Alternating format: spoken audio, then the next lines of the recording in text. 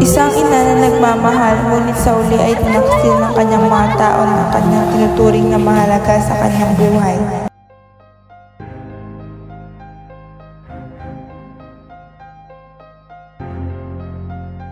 Hindi lamang ang mga dayuhang Kastila ang nagtataksil sa ating bayan, kundi pati rin ang mga Pilipinong may kapangyarihan at impluwensya na naging kasangkapan ng mga Kastila upang pahirapan at manipulahin ang mga kapwang Pilipino. Katulad siya ng kanyang ama, demonyong demoron sumunod sa sakdatas ng simbahan. Padre Damaso, wala kang karapatan upang pagsabihan ang aking ama.